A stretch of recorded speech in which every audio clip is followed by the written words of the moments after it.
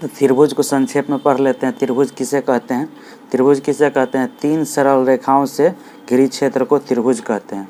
वो 3 सरल रेखाओं से घिरा हुआ क्षेत्र होना चाहिए, तभी उसको कहेंगे त्रिभुज। तो उसकी आकृति कुछ इस तरह से हो सकता है। ये एक भुजा है, ए से लेके बी तक की एक भुजा है, बी से सी तक की एक भुजा हो सकता है, और ए से सी तक की एक भुजा हो सकता है। और ये उसका कोण का बन रहा है। 2 सरल रेखाएं जब मिलती है तो उसके बीच कोण बन जाता है। तो यहाँ पर कोण बनेगा, यहाँ बनेगा और यहाँ पर बनेगा। ठीक है, कोण ए, कोण बी, कोण सी, ये हो सकता है। तो 3 भुजा हो गया, या 3 सरल रेखा को ही क्या बोलते हैं? भुजा बोलते हैं। तो यहाँ हम लिख दिए हैं ए बी या फिर बी सी और ए सी। ए बी सी और ए सी, ए से सी तक क्या है? सरल रेखा है। इसी को क्या बोलते हैं? भुजा बोलते हैं। और अंग्रेजी में क्या बोल देते हैं? साइड बोलते हैं। साइड मतलब भुजा या फिर सरल रेखा। तो 3 सरल रेखाओं से बन गया हमारा क्या? एक आकृति। और जो तैयार हुआ आकृति, इसी को क्या बोलेंगे? त्रिभुज बोल देंगे। और इस त्रिभुज की क्या क्या विशेषता है उसको देख लीजिए। त्रिभुज में लिखे हैं यहाँ पर, मुख्यतः देखिए त्रिभुज में 2 ही चीज़ होता है। एक तो आप भुजा देखें और दूसरा कोण देखें। तो 3 भुजा है, 1 भुजा, 2 भुजा, 3 भुजा। ठीक है, 3 कोण भी है, 1 कोण, 2 कोण, 3 कोण, 3 कोण है। तो लिख दिए हमने यहाँ पर मुख्यतः त्रिभुज में 3 कोण व 3 भुजाएं होती है। यहाँ भुजाएं होगा, बहुवचन, भुजाएं होती है। ठीक है, यहाँ पर देखिए ऐसे तो त्रिभुज में हम यहाँ पर और विशेष करके लिख दिए। त्रिभुज में 3 भुजाएं, 3 कोण, 3 शीर्ष लंब, 3 शीर्ष आदि और भी होते हैं, माध्यिकाएँ वगैरह भी होती है। तो वो हम अभी नहीं लिखे हैं। मुख्यतः यहाँ पर हमारा फोकस है 3 कोण और 3 भुजाएं को लेकर। ठीक है, तो यहाँ तक समझ में आ गया। ये त्रिभुज 3 सरल रेखाओं से घिरी क्षेत्र को त्रिभुज कहते हैं। ये त्रिभुज की आकृति बन गया। अब त्रिभुज के प्रकार देख लेते हैं। तो त्रिभुज का प्रकार देखिए यहाँ पर। तो देखिए त्रिभुज का प्रकार क्या हो सकता है? भुजा के आधार पर हो सकता है। अभी हम बताएं 3 कोण होता है, 3 भुजाएं होती है। तो देख लेते हैं त्रिभुज के प्रकार को 2 भागों में बांट लिए। भुजा के आधार पर, भुजा मतलब समझ रहे हैं, ये भुजा, सरल रेखा को ही भुजा बोलते हैं। और कोण के आधार पर, तो कोण के आधार पर भी 3 तरह के होता है। तो देख लेते हैं। देखिए भुजा के आधार पर क्या होता है? समबाहु त्रिभुज, त्रिभुज का सिंबल छोटा सा त्रिभुज इस तरह से अगर आप बना लेते हैं इस तरह से, तो इसी को क्या कहेंगे? त्रिभुज बोल देंगे, लिखने की ज़रूरत ही नहीं है। तो समबाहु त्रिभुज, समद्विबाहु त्रिभुज और विषमबाहु त्रिभुज। अब इनको कहते हैं क्या है? अब किसे कहते हैं समबाहु त्रिभुज, इसको समझ लेते हैं। यहाँ पर तीनों भुजाएं समान, तीनों भुजाएं समान होना चाहिए। ठीक है, इसमें क्या है? ये पहला वाला है। दूसरा में 2 भुजाएं समान, 2 भुजाएं क्या होना चाहिए? समान होना चाहिए। कोई भुजा समान नहीं, ये है बस इसका परिभाषा। वो अब इसी में लिख लीजिए। वैसी त्रिभुज जिसकी तीनों भुजाएं समान हो उसे समबाहु त्रिभुज कहते हैं। समद्विबाहु का क्या होगा? वैसी त्रिभुज जिसकी 2 भुजाएं समान हो तो उसे समद्विबाहु त्रिभुज कहते हैं। विषमबाहु त्रिभुज का? वैसी भुजा जिसकी कोई भुजा आपस में समान ना हो, कोई भुजा समान नहीं हो, उसको क्या बोलेंगे? विषमबाहु त्रिभुज बोल देंगे। और न्यून कोण, ये कोण के आधार पर भी देखेंगे, पहले इसको समझ लीजिए। अब देखिए समबाहु त्रिभुज में क्या लिखे? तीनों भुजाएं समान होनी चाहिए। ये देखिए 2 सेंटीमीटर इधर लंबाई होना चाहिए, 2 सेंटीमीटर इधर और 2 सेंटीमीटर ही यही है, 20 नहीं लिखा है, 2 सेंटीमीटर। तो जितना लंबाई ये वाला भुजा होगा उतना ही ये होगा, और इतना ही ये साइड भी होगा। या साइड बोलिए, भुजा बोलिए, और दोनों का मतलब एक ही होता है। और समद्विबाहु मतलब क्या होगा? देखिए 2 सेंटीमीटर इसकी लंबाई है, 2 सेंटीमीटर वाली भुजा की लंबाई है, और इसका तो क्या है? एक ही है। मगर 2 भुजा तो मिल गया, हमको 2 ही भुजा चाहिए। और सम मतलब क्या होता है? बराबर। द्वि मतलब 2, बाहु मतलब भुजा होता है। बाहु बोलिए, उसका मतलब भी भुजा हो गया। आप भुजा को तो भुजा बोलते हैं, या फिर सरल रेखा भी बोल सकते हैं इस तरह।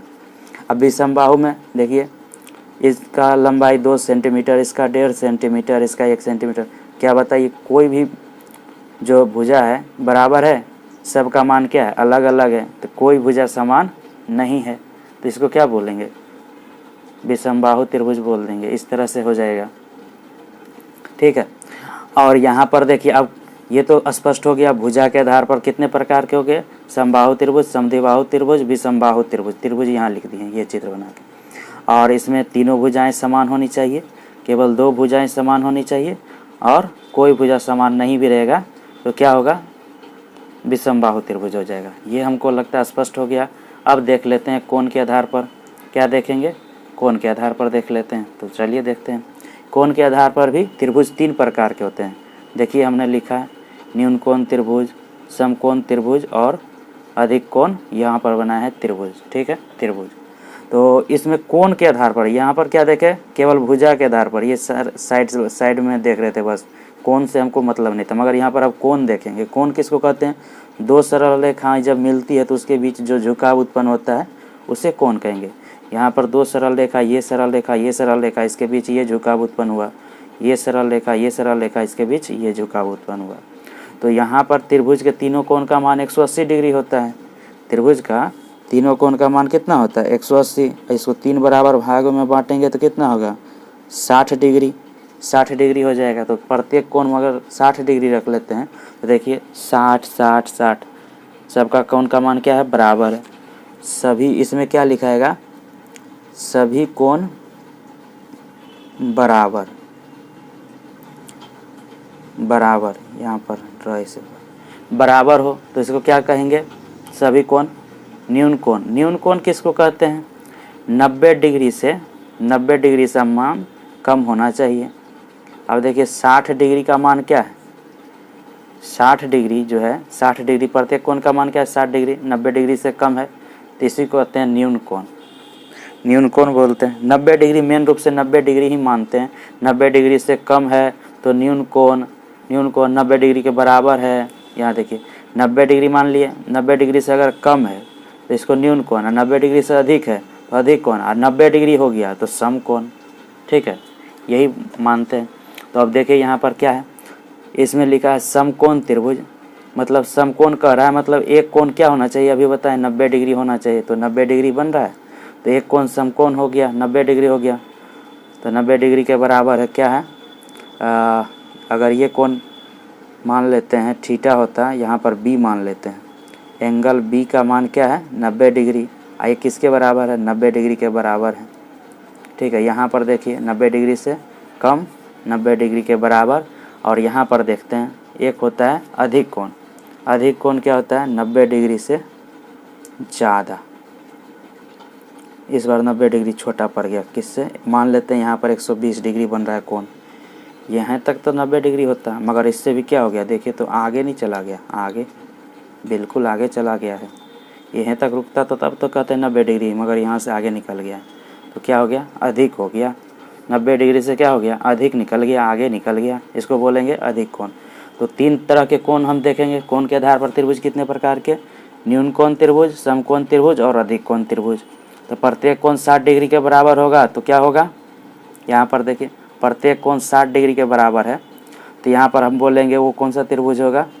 न्यून कोण त्रिभुज। अगर एक कोण 90 डिग्री के बराबर होगा तो क्या बोलेंगे? समकोण त्रिभुज। और अधिक कोण कब बोलेंगे? जब 90 डिग्री से अधिक हो जाए।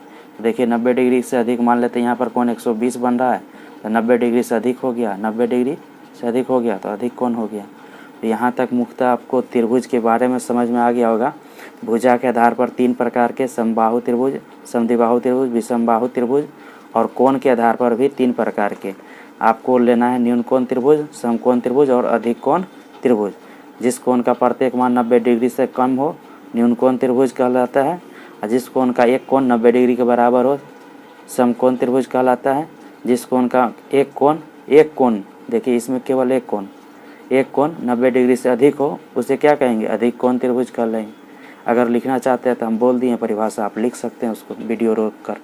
तो त्रिभुज का प्रकार हम समझ लिए, और त्रिभुज में क्या क्या भाग होता है ये सब देखिए। ये सब क्या है? त्रिभुज के मुख्य, त्रिभुज में ये सब 3 कोण और 3 भुजाएं क्या है? हिस्सा है। जैसे आदमी का हाथ एक हिस्सा हो सकता है, पैर हिस्सा हो सकता है, उसी तरह त्रिभुज का क्या है? 3 कोण एक हिस्सा है, 3 भुजाएं भी एक हिस्सा है। तो यहाँ तक हमको लगता है आप त्रिभुज को समझने में कोई दिक्कत नहीं होगा। अब जो हम त्रिकोणमिति वगैरह अध्ययन करते हैं बाबू, देखो त्रिकोणमिति अध्ययन करेंगे तो समकोण वाले त्रिभुज में ही अध्ययन करते हैं, जिसका एक कोण कितना होना चाहिए, 90 डिग्री का होना चाहिए। तो त्रिभुज का बारे में जानकारी हो गया। तो अब